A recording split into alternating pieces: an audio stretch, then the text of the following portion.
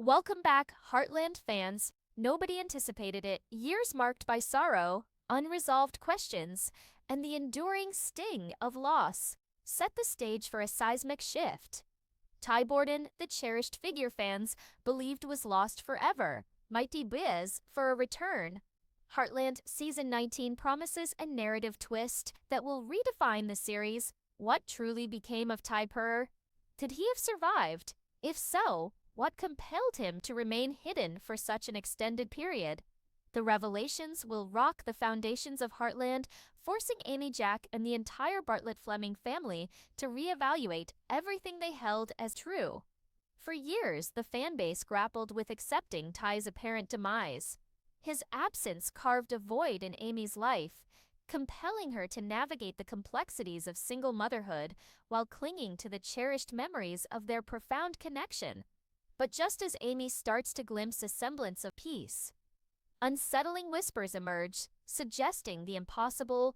Ty might not have perished. Initially, the idea seems preposterous. The evidence appeared conclusive, or did it? A peculiar object arrives at Heartland, something seemingly insignificant, yet so uniquely tied to Ty that it brings Amy to a halt. Old horseshoe nail, bent in a distinct way, only Ty used to do, found tucked inside Lindy's riding boot. Amy attempts to rationalize it, perhaps a misplaced item from long ago, but an inescapable disquiet lingers. She shares her unease with Jack, whose seasoned intuition signals that something is amiss. He's witnessed enough in his lifetime to trust his gut when things feel wrong. They usually are. Concurrently, inexplicable events unfold around the ranch. A shadowy figure glimpsed near the tree line melts away before identification is possible. Spartan, a horse? Amy, trained alongside Ty, exhibit agitation, as if sensing a familiar presence. Could it truly be Ty, or merely tricks of a mind yearning for the past? Amy isn't alone in her restlessness. Georgie, now more mature and resourceful, begins her own investigation. Utilizing her network, she uncovers startling discrepancies, not in medical files, but in old financial records linked to Ty's veterinary work transactions that were mysteriously voided, expenditures logged to accounts that seemingly vanished. Someone took considerable measures to ensure Ty's departure remained undisputed, but the motive remains elusive. As Amy wrestles with this potential reality, a daunting question surfaces. If Ty is alive, why hasn't he returned? Why remain concealed? The answer could harbor more peril than imagined, because if someone orchestrated Ty's disappearance, they would likely stop at nothing to maintain the secret. A storm is brewing, and its arrival threatens to alter Heartland. Irrevocably, the weight of the unknown presses down on Heartland. Amy cannot dispel the persistent feeling that the narrative of Ty's end is flawed. The horseshoe nail, the fleeting sightings, Spartan's unusual behavior, it all feels too tangible to be mere coincidence. Yet Ty survived. Why the prolonged absence? Why allow her to endure such profound grief? The questions are relentless, but Amy holds on to one certainty: she needs the truth. Jack, embodying his role as the family anchor, advises caution. He understands the perilous nature of hope, how it can lure individuals onto treacherous paths. What if this is a malicious prank, designed to reopen old wounds? He queries. Amy yearns to dismiss his concerns, but acknowledges the validity of his point. Still, a resilient part of her refuses to abandon the possibility. Meanwhile, Georgie delves further into the financial anomalies. She discovered the voided transactions weren't simple errors, they were deliberately obscured. Someone actively erased Ty's recent professional footprint. With assistance from Caleb, she follows a faint trail, a name associated with one of the last disputed accounts. Someone who worked briefly at a supply company Ty dealt with just before his accident. As Georgie pursues this lead, Amy's environment grows increasingly eerie. Late one evening, a sound outside the main house jars her awake. A faint scraping noise near the porch. At first she dismisses it as wind or wildlife, but then she smells it. The distinct scent of a specific motor oil. Ty always favored her. Heart hammers against her ribs. She grabs a heavy flashlight, flicks it on, and cautiously opens the door, scanning the moonlit yard. "Hello," she calls, her voice trembling slightly. No reply, just the whisper of the wind through the pines, and then the crunch of gravel, the sound of footsteps retreating rapidly as if someone had been right there. Moments before, Lou, ever pragmatic, suggests Amy is overwrought. "You've been under immense strain," she reasons. "Perhaps it's time to let the past rest." But Amy cannot. She knows what she smelled. The following morning, her conviction strengthens. One of Ty's old worn leather work gloves is found lying near the spot she heard the noise across the province. Georgie hits a wall. The supply company contact proves elusive. Records show he quit abruptly, shortly after Ty's accident. His address leads nowhere. It's another dead end. The deeper they probe, the more complex the puzzle becomes. What transpired on that fateful day? Was Ty targeted? If so, who stood to gain and why? The truth remains tantalizingly close yet obscured. One fact emerges starkly: someone is actively working to prevent its discovery. The atmosphere at Heartland grows tense, thick with unspoken anxieties.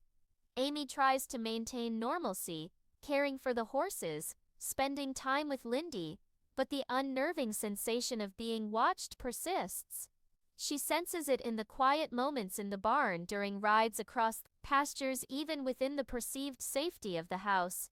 Every creak of the floor, every rustle of leaves outside feels like a presence lurking just out of sight. Jack observes her restlessness. He remains outwardly stoic, but his vigilance sharpens. He keeps his old ranch rifle closer, his gaze sweeps the property lines more frequently. A man of few words, his actions betray his concern. He knows something is wrong. Georgie, frustrated but undeterred, shifts her focus. If the financial trail is cold, maybe there's another angle. She revisits the initial accident, reports searching for overlooked details, and finds a name previously dismissed: a ranch hand named Marcus Thorne, who worked sporadically at a neighboring ranch and was known to frequent the area where Ty's accident occurred. He disappeared around the same time. Georgie shares this with Scott Cardinal, the trusted family veterinarian. Listens intently, his expression serious. "Marcus Thorne," he repeats thoughtfully.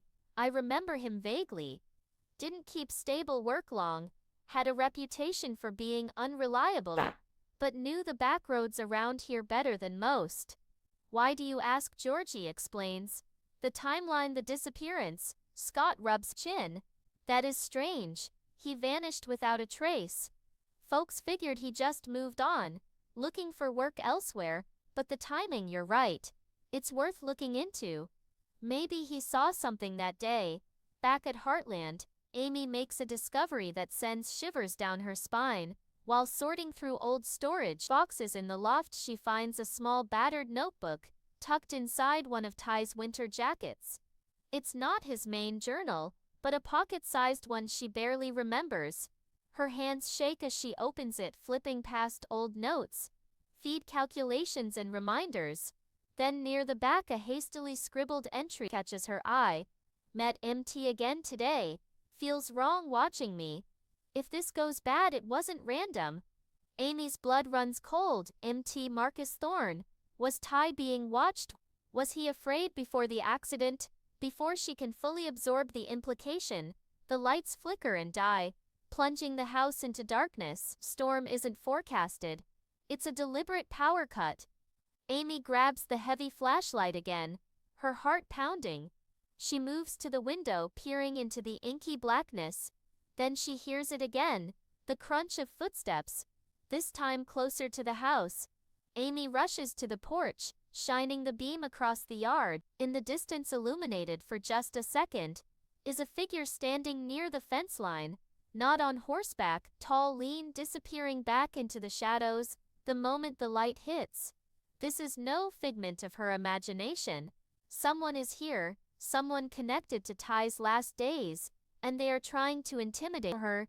The puzzle pieces are shifting, forming a picture far more sinister than she imagined, but the truth remains shrouded. Amy clutches the small notebook, Ty's cryptic words echoing in her mind. Met MT again today. Feels wrong, watching me. If this goes bad, it wasn't random. Marcus Thorne. Ty knew his. Suspected him. Was Thorne involved in what happened? The questions spiral, deepening the mystery. Someone wanted Ty gone, and they ensured the official story stuck now. Amy feels their unseen presence closing in. Jack, sensing the escalating tension, takes a firmer stance. He retrieves his old hunting rifle, cleaning it with deliberate care. He won't let Amy face this unknown threat unprotected. He begins making quiet inquiries among the older ranchers, asking about Marcus Thorne, trying to piece together the man's movements around the time Ty disappeared. He encounters guarded responses, evasiveness, remember Thorne, but seem reluctant to discuss his sudden departure. Georgie focuses her efforts on tracking Marcus Thorne, using online resources, and reaching out to contacts from her brief time working with a private investigator. She discovers Thorne had a sister living in a nearby town, fragile lead, but they're only one. Georgie drives there, determined to find answers. She arrives at a modest suburban house. A woman answers the door. Wary guarded Georgie introduces herself, explaining she's looking for Marcus regarding an old event near Heartland. The woman's eyes narrow. I haven't seen Marcus in years. He left town suddenly. Didn't say where he was going. Georgie presses gently. Did he ever mention anything unusual? Anything about the Heartland Ranch? Or Ty Borden? The woman hesitates, glancing back into her house as if afraid of being overheard. He mentioned getting tangled in some messy.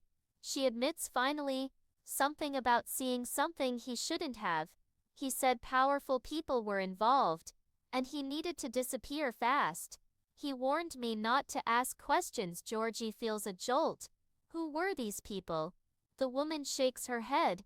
He never said, just that they could make problem vanish him included.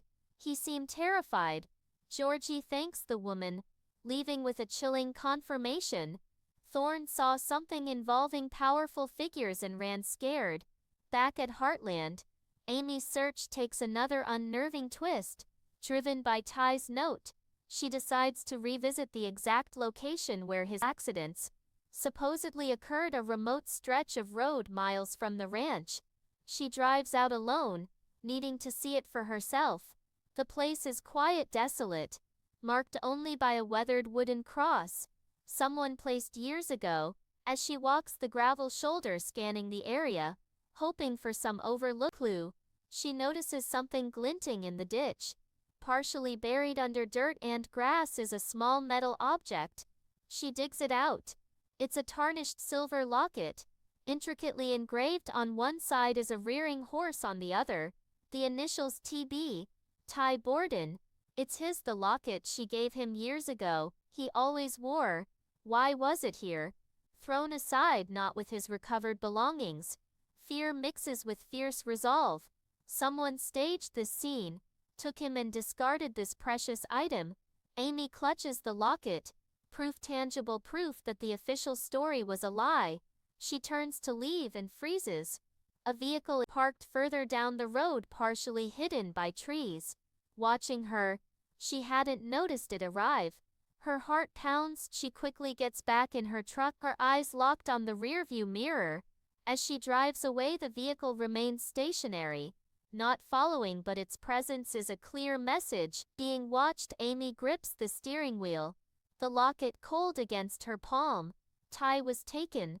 The words resonate with terrifying certainty. He didn't die in an accident.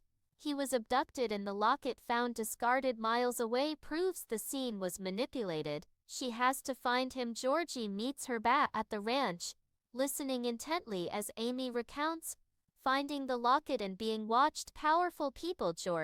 Georgie repeats, recalling her conversation with Thorne's sister, someone with resources, someone who could orchestrate a disappearance stage, an accident scene, and intimidate witnesses like Thorne. Heartland. Jack and Tim listen grimly. Jack examines the locket, his expression hardening. We need to be careful, Amy. This confirms what we suspected, but it also means they know you're looking. Tim paces, his anger palpable. We find out who these powerful people are. The following day, another chill message arrives. Not a letter this time, but an email sent to the main Heartland account from an untraceable proxy server. The subject line is blank. The body contains a single sentence. Some secrets are buried for a reason. Stop digging. Amy stares at the screen, cold dread washing over her. Escalation. A direct threat. Someone is monitoring them, knows they are getting closer, but fear is overshadowed by determination. Georgie, recalling Thorne's sister, mentioning he felt tangled, suggests they look into any major development projects or controversial land deals happening around Hut 4 years ago. Perhaps Ty stumbled onto something related to that. Using town archives and online searches, they uncover records of a proposed high-stakes land development project, fiercely opposed by local conservation groups, including one Ty had informally advised. The project involved powerful investors, known for ruthless tactics, and was abruptly shelved shortly after Ty's disappearance. Was Ty targeted because he knew something that could derail their plans? Amy and Georgie focus on the defunct development project. Its records lead them to an abandoned survey office on the outskirts of town connected to the initial land assessments. It's a long shot, but perhaps some records were left behind. The building is dilapidated, forgotten. Inside, dust motes dance in the dim light. Old maps and survey equipment lie scattered. In a rusted filing cabinet, Amy finds a folder labeled with project code. Inside, amidst faded blueprints and soil reports, is a log sheet detailing site visits. One entry stands out, dated just 2 days before Ty's accident, listing attendees for a restricted site inspection.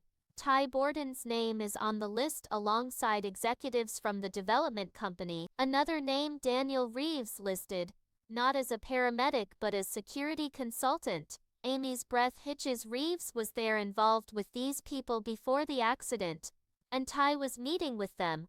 The file confirms Ty was entangled with this project and its dangerous proponents. Suddenly, a floorboard creaks upstairs. They aren't alone. Georgie signals towards the back exit. Now they hurry out, melting into the dusk. Amy glances back, seeing a light flick on in an upper window. Someone was inside, waiting or searching. Just like them. Amy holds the log sheet, her hand shaking. Transferred subject. Under special care, Daniel Reeves, security consultant. The pieces click into place. Reeves wasn't just a paramedic or a witness.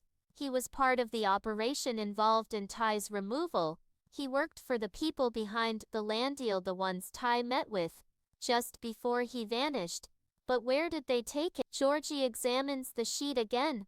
Her eyes narrow. There's no facility name, no location, just special care. It's a dead end. Unless they missed something.